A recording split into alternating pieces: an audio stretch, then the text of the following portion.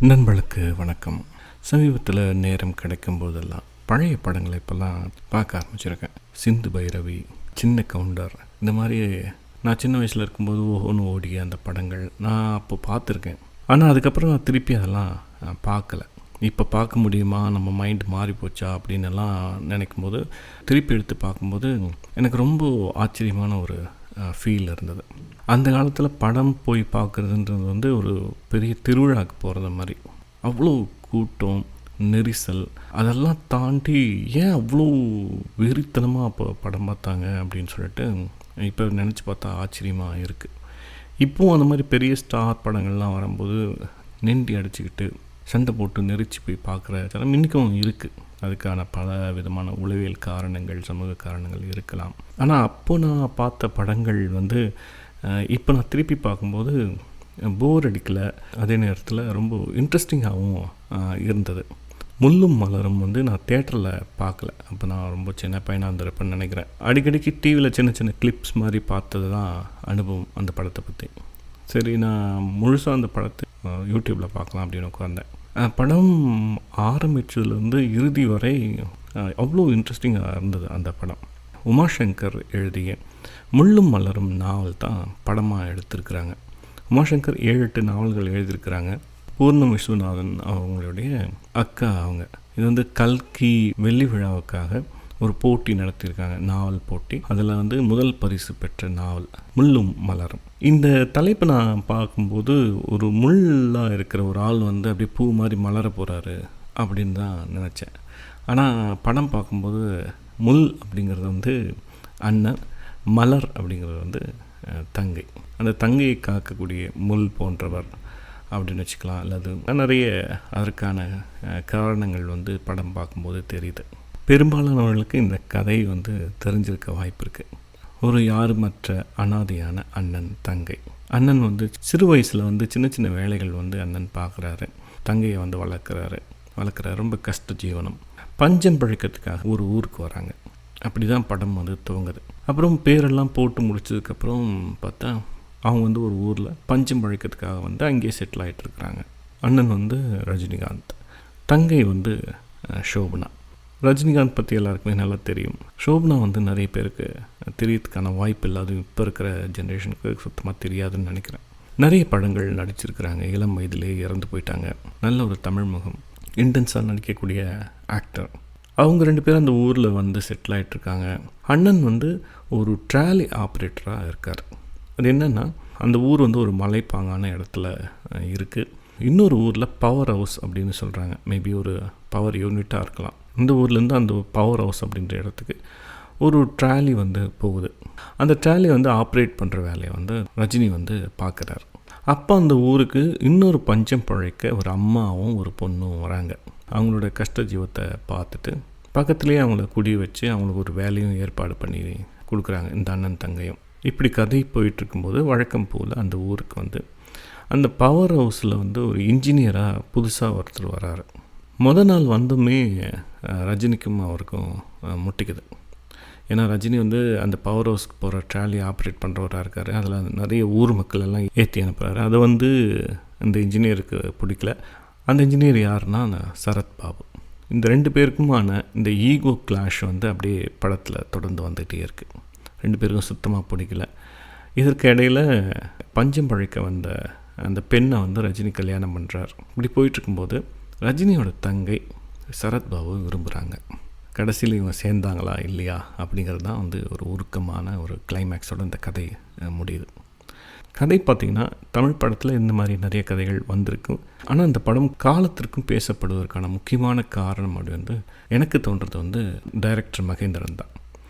அவர் தான் இந்த கதையை திரைக்கதையாக மாற்றி டைலாக் எல்லாம் எழுதி இயக்கியிருக்கார். 2வது ஒளிப்பதிவு பாலு மகேந்திரா. 3வது இசைஞானி இளையராஜா.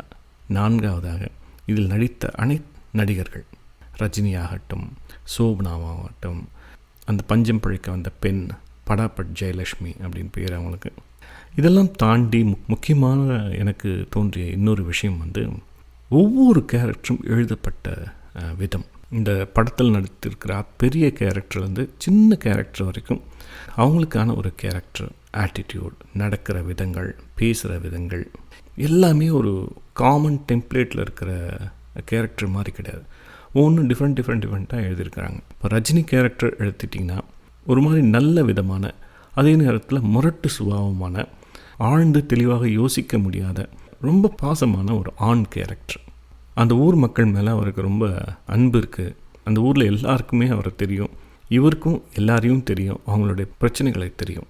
ஆனால் ஒரு மாதிரி முரட்டு சுபாவம், அடித்தடியில் இறங்கக்கூடிய ஆள் அப்படிங்கிறதுனால ஊர் மக்களுக்கு அவர் மேலே ஒரு சின்ன பயமும் இருக்குது, மரியாதையும் இருக்குது, அன்பும் இருக்குது. இத்தனை வெரைட்டியான ஒரு கேரக்டர் அப்படி ரஜினிகாந்த் வந்து உள்வாங்கி நடிச்சிருக்காரு. ரெண்டாவது அவங்க தங்கை பார்த்திங்கன்னா ரொம்ப சாஃப்டான கேரக்டர், அண்ணன் மேலே ரொம்ப பாசமான கேரக்டர், பயந்த சுபாவம் இல்லை, கனவுகள் கண்களில் நிறைந்திருக்கிற ஒரு கேரக்டர். அதுக்கு சோபனா வந்து அவ்வளோ அடாப்ட் ஆகியிருப்பாங்க. ரெண்டாவது அந்த பஞ்சம் பிழைக்க வந்த பெண் அப்படின்னு சொன்னேன் இல்லையா, படாபட் ஜெயலட்சுமி. அவங்க கேரக்டர் பார்த்திங்கன்னா வச்சுங்களேன், அவ்வளோ நுணுக்கமாக எழுதப்பட்டிருக்கிற. முதல்ல அவங்க வந்து அந்த ஊருக்கு வரும்போதெல்லாம் பார்த்திங்கன்னா ரொம்ப ஒரு அடாவடியான, பெண்ணுக்கான குணங்கள் அப்படின்னு வரையறுத்து வச்சுருக்கிற எந்த ஒரு குணங்களுக்கும் அவங்க வந்து மரியாதை கொடுக்காம தான் தோன்றித்தனமாக இருப்பாங்க. உடைகளில் வந்து கவனம் செலுத்த மாட்டாங்க, பேச்சில் கவனம் செலுத்த மாட்டாங்க, உணவுன்னு சொல்லிட்டு சாப்பிட்டுக்கிட்டே இருப்பாங்க. ஒரு சின்ன காதல் மலரும்போது வேற ஒரு பொண்ணாக அவங்க மாறுறாங்க. அதுக்கும் மாறுறதுக்கான அந்த டிரான்ஸ்ஃபர்மேஷன் வந்து அவ்வளோ அழகாக இருக்கும். ஏன்னா ரஜினி ஒரு ஃபோர்ஸ் அப்படின்னா அதுக்கு இணையாக இன்னொரு பெண் கேரக்டர் அதே மாதிரி அல்ல, ஆனால் அதுக்கு அவரை எதிர்க்கின்ற ஒரு தைரியம் இருக்கிற ஒரு பெண்ணாக வந்து படாபட் ஜெயலட்சுமியோட கேரக்டர் வந்து வடிவமைச்சிருப்பாங்க. அந்த கேரக்டர் அப்படி உள்வாங்கி அவங்க நடிச்சும் இருப்பாங்க. சரத்பாபு நீங்கள் சொல்லவே தேவையில்லை, இன்ஜினியருக்கே உள்ள அந்த சாஃப்ட்னஸ்ஸு, டீசன்ட்டு, அந்த மாதிரியெல்லாம் அந்த அவரோட கேரக்டர் வடிவமைச்சிருப்பாங்க. அது நல்லாவும் அவர் பண்ணியிருப்பார். ஒரு பேட்டியில் கூட கேட்டாங்க, சார் நீங்கள் வந்து இதே மாதிரி கேரக்டர் நடிக்கிறீங்க, ஒரு லுங்கியை மடித்து கட்டிட்டு ஒரு ரவுடியை என்றைக்கு நடிக்க போகிறீங்க அப்படின்னு சொல்லிட்டு. இந்த மாதிரி கேரக்டரை வந்து பார்த்து எழுதியிருக்கிறாங்க. இந்த மாதிரி பெரிய கேரக்டர் இல்லாமல் சின்ன சின்ன கேரக்டர்லாம் வரும். ஒரு பெட்டி கடை வச்சிரு வெந்நீர் ஆடை மூர்த்தி, அவர் விரும்புகிற ஒரு பொண்ணு, அந்த பொண்ணுக்கு கல்யாணம் ஆகிருக்கும். இந்த மாதிரி நிறைய குட்டி கேரக்டர்லாம் அவ்வளோ அழகாக வடிவமைச்சிருக்கிறாங்க. அதனால் இந்த படமே பார்த்திங்கன்னா ஒரு ஊரில் நடக்குது அப்படின்னா ஒரு நிஜமாகவே நடக்கிற மாதிரியே இருக்கும்.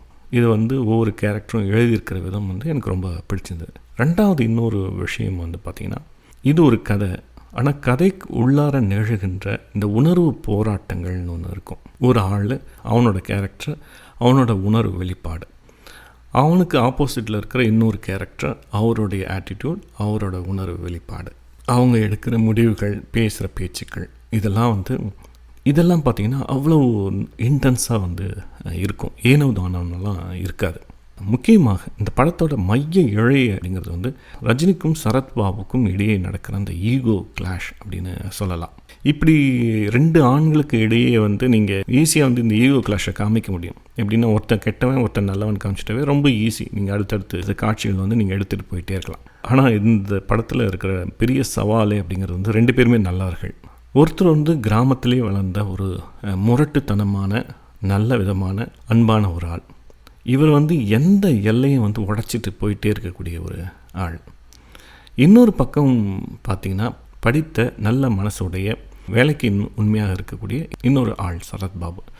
ஆனால் இவர் வந்து அந்த படிப்பு கொடுத்த பண்பாடு, கலாச்சாரம் போன்ற விழுமியங்கள் போன்ற விஷயங்கள்லாம் வந்து மனசில் அவருக்கு இருக்குது. அதனால் வந்து ஒரு எல்லைக்கு மேலே அவர் உடைச்சிட்டு போக முடியல, எங்கேயோ தயங்கி நிற்கிறாரு. ஒரு பக்கம் படித்தவர்களுக்கே உள்ள அந்த மிதப்பு, அதிகாரம், வேலை அப்படின்ற ஒரு நினப்பு சரத்பாபுக்குள்ளார இருக்குது. இந்த ரெண்டு நல்லவர்களையும் மோத விடுறது தான் வந்து அவர்களுக்கான டயலாக் ஆகட்டும், காட்சிகளாகட்டும் எழுதுறது தான் பெரிய ஒரு சவாலான விஷயமாக அந்த படத்தில் இருக்குது. ரஜினியோட மனைவி படாபட் ஜெயலட்சுமியோட கேரக்டர் பார்த்திங்கன்னா முதல்ல வந்து கொஞ்சம் பிளராக தான் இருக்கும். போக அந்த படத்தில் வந்து அவங்களோட கேரக்டர் பிரைட்டாகும். ஏன்னா ரஜினி வந்து ஒரு பொலிக்காலை மாதிரி, அவரை அடக்கிறது வந்து ரொம்ப கஷ்டம். இவங்களோட பெண் சக்தி வந்து அப்படி அவங்கள வந்து கண்ட்ரோல் பண்ண ஆரம்பிக்கும். ஒரு பக்கம் ரஜினிக்கு வந்து அந்த நல்லத்தனத்தை தக்க வச்சுக்கணுமா அல்லது ஈகோவுக்கு வந்து தீனி போடணுமா அப்படின்ற கட்டத்தில் வந்து நல்லத்தனத்தை தான் நீங்கள் தக்க வச்சுக்கணும்னு சொல்லிட்டு அவங்க ஒய்ஃப் வந்து, அவங்க மனைவி வந்து போராடுவாங்க. அவங்களே போய் சரத்பாபுகிட்ட கேட்பாங்க, இந்த பெண்ணை வந்து கூட்டிகிட்டு போயிருங்க, இவர்கிட்ட இருந்தால் அந்த கோவத்தால் அந்த பொண்ணோட வாழ்க்கையை கெடுத்துருவார் அப்படின்னு சொல்லிட்டு. சரத்பாபுக்கு வந்து அவர் படித்தவர் இல்லையா, ரொம்ப டீசெண்டான ஆள் இல்லையா. இப்படி ஒரு பொண்ணை வந்து கூட்டிகிட்டு ஓடுறது அப்படின்றது அவரோட அந்த பெரிய பொசிஷனுக்கு, அந்த படிச்சிருக்கேன் அப்படின்ற ஒரு நினப்புக்கு ஒத்து வராது தான் ஒன்று இருக்குது. இப்போ இவருக்கு வந்து 2 பிரச்சனைகள். இந்த படிப்பு, வேலை, இந்த டீசென்ட்டு, பண்பாடு, இதை நம்ம காப்பாற்றுறதா, அல்லது ஒரு பெண்ணின் வாழ்க்கையை, ஒரு காதலை வந்து காப்பாற்றுறதா அப்படின்னு வந்து இவரும் வந்து ஒரு 2ஆம் கட்டனாக இருக்கார். இந்த 2 பேரையும் ஸ்டக்கான நிலைமையை வந்து உடச்சி எறியறது வந்து அந்த படாஃபட் ஜெயலட்சுமியோட கேரக்டர் தான். படம் பார்க்கும்போது இந்த டைலாக்ஸ் எல்லாம் பார்த்திங்கன்னா உங்களுக்கு அவ்வளோ நல்லாயிருக்கும். இந்த ஊரே ஒருத்தனை வந்து எதிர்த்து நிற்குது ரஜினியை. ஆனால் அவருக்கு ஒரு நம்பிக்கை வந்து என்னென்னா, தன் உயிரை விட மேலாக நேசிக்கக்கூடிய தங்கை, அவை என்னை கைவிட மாட்டா அப்படின்ற ஒரு நினைப்பு அவருக்கு இருந்துகிட்டே இருக்கும். அந்த தங்கையோட அன்பு தான் வந்து அவருக்கு அவ்வளோ வேகத்தையும் மூர்க்கத்தையும் எதையும் எதிர்த்து நிற்கிற துணிவையும் வந்து கொடுக்குது. ஆனால் அந்த அன்பே வந்து சந்தேகத்துக்குரியதாக மாறிவிடும்போது இவரோட இருப்பு வந்து கேள்விக்குள்ளாயிருது. கடைசி கிளைமேக்ஸ் காட்சியெல்லாம் அவருக்கே வந்து பயம் வந்துடும். அவரோட இந்த உலகத்தில் வந்து அவரோட பிடிப்பு அப்படிங்கிறது வந்து அந்த தங்கை மீதான அன்பு தான். அதே கைவிட்டு நழுவி போகும்போது அவரோட இருப்பு வந்து கேள்விக்குறியாயிடும். கடைசியில் அவரோட அந்த துடிப்பும் அந்த வேதனையும் எல்லாம் வந்து அவ்வளோ அழகாக வந்து ஸ்க்ரீனில் ப்ரெசென்ட் பண்ணியிருப்பாங்க. இது 2வது விஷயம். 3வது விஷயம் பார்த்திங்கன்னா அந்த டைலாக்ஸு, நடிப்பு. இது வந்து ரொம்பவே வந்து இந்த படத்தில் ரொம்ப கேஷுவலாக இருக்கும். ரஜினி வந்து அந்த ஊர்க்காரங்கிட்ட பேசுகிறதாகட்டும், இந்த பயப்புள்ள இருக்கானே அப்படின்னு ஆரம்பித்து இந்த பயப்புள்ள அப்படின்ற வார்த்தை, பையன் சார்ந்த காளி அப்படின்ற மாதிரியான ஒரு டைலாக்ஸு, அவள் ஏன் தங்கச்சிடா அப்படின்னு சொல்கிற அந்த டைலாக்கு, நிறைய டைலாக்ஸ் வந்து இன்றைக்கும் நம்ம மொழியில் வந்து இணைந்து புழங்கிக்கிட்டு இருக்கிற ஒரு டைலாக்ஸ். இதில் வர இந்த உரையாடல்கள்லாம், அந்த டைலாக்ஸ்லாம் அவ்வளோ ஷார்ப்பாக இருக்கும். இந்த ஃபடாஃபட் ஜெயலட்சுமி பேசுகிற டைலாக் ஆகட்டும், இந்த சின்ன சின்ன கேரக்டர் பேசுகிற வெந்நீராடை மூர்த்தி அவங்க பேசுகிற டைலாக்ஸ் எல்லாம் இருக்கணும். ஊரில் எப்படி அனோன்யமாக கேஷுவலாக பேசிப்பாங்களோ அப்படியெல்லாம் வந்து அந்த டைலாக்ஸ் எல்லாம் இருக்கும்.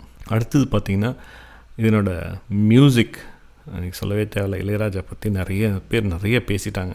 இதில் தான் வந்து தமிழ் கல்ட் சாங் அப்படின்னு சொல்லக்கூடிய செந்தாழம் பூவில் வந்தாடும் தென்றல் மண் மீது மோதுதம்மா அந்த பாட்டு அதில் இந்த படத்தில் தான் இருக்குது. நெத்து நெல்லிச்சு ஒரு நெய்மனுக்கும் கத்திரிக்கா அந்த பாட்டு கேட்கும்போதே நம்மளுக்கு அப்படியே நாக்கு ஊறும். அப்படியான ஒரு பாட்டு இதில் இருக்குது.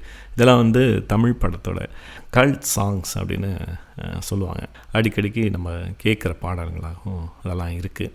பேக்ரவுண்ட் மியூசிக் இதை பற்றியெல்லாம் நிறைய பேசிட்டாங்க. நம்ம புதுசாக எதுவும் சொல்கிறதுக்கு அதெல்லாம் இல்லை, அவ்வளோ அழகாக இருக்கும். பாலு மகேந்திரோட ஒளிப்பதிவு அதையும் நிறைய பேர் பேசிட்டாங்க. இந்த படத்தில் அந்த செந்தாழம்பூ படத்தில் பாட்டில் வர அந்த நிலக்காட்சிகளாகட்டும், அதே மாதிரி ரஜினி ஒருத்தனை போட்டு அந்த ஊர் நடுக்க போட்டு அடி நடிப்பார். அந்த இடம் நிறைய அந்த ஒளிப்பதிவு காட்சிகள்லாம் அப்படி துளக்கமாக இருக்கும். அந்த படம் பார்க்கும்போதே பளிச்சுன்னு இருக்கும். எல்லா டீட்டெயில்ஸும் அவ்வளோ அழகாக இருக்கும். அதுவும் சோபாவை காமிக்கும் போதெல்லாம் வந்து அவ்வளோ மென்மையாக இருக்கும் அந்த காட்சிகள்லாம். ஏன்னா சோபா வந்து பாலு மகேந்திரக்கு ரொம்ப பிடிக்கும். அது ஒரு பெரிய தனி காதல் கதை. அது இப்படி வந்து நிறைய செக்மெண்ட்டில் அந்த படத்தை எடுத்து பேசலாம். எப்படி ஒரு நாவல், ஒரு கதை வந்து தமிழ் பண்பாட்டில் அழியாமல் நிலைத்து நிற்கிறதோ அதே போல் இந்த படம் முள்ளும் மலரும் வந்து ஒரு அழியாத இடம் இந்த படத்துக்கு தமிழ் திரையுலகில் இருக்குது. ரஜினி வந்து இப்போ இருக்கிற ரஜினி வந்து ஒரு கமர்ஷியலான ரஜினிகாந்த். அதாவது அப்போ வந்து ஏன் வந்து ரஜினி அவ்வளோ ஃபேமஸ் ஆனார், அதனோட சின்ன சின்ன கூறுகள் என்ன, அவரோட பாடி லாங்குவேஜ், டைலாக் டெலிவரி ஆகட்டும், ஏன் அவர் வந்து சூப்பர் ஸ்டார் ஆனார் அப்படின்னு நீங்கள் தெரிஞ்சுக்கணுன்னா இந்த படத்தை பார்க்கலாம். அதனுடைய முக்கியமான கூறுகள்லாம் எடுத்து இப்போ அவர் திருப்பி பண்ணிகிட்ருக்காரு. ஆனால் அப்போது வந்து ஒரு ராவான ரஜினி, நீங்கள் ஒரு நிஜமான ஒரு ரஜினிகாந்தை வந்து நீங்கள் பார்க்கணும் அப்படின்னா இந்த படத்தில் பார்க்கலாம். கேஷுவலாக நம்மளுக்கே பார்க்கும்போதே மனுஷனை இப்படி இருக்கணும் அப்படின்ற மாதிரியான ஒரு எண்ணத்தை உருவாக்கும். அந்த மாதிரியான தருணங்கள், அந்த மாதிரி எண்ணங்கள் தான் வந்து அப்படியே கொஞ்சம் கொஞ்சமாக மேலே கொண்டு போச்சு. வாய்ப்பு இருக்குது நண்பர்கள், இந்த படத்தை யூடியூப்பில் நல்ல பிரிண்ட் இருக்குது, பார்க்கலாம். அப்படி கேஷுவலாக உட்காந்து பார்க்கலாம். இன்னும் நிறைய படங்கள் நம்ம பேசுவோம். இது சி. சிவகுமார். நன்றி நண்பர்களே.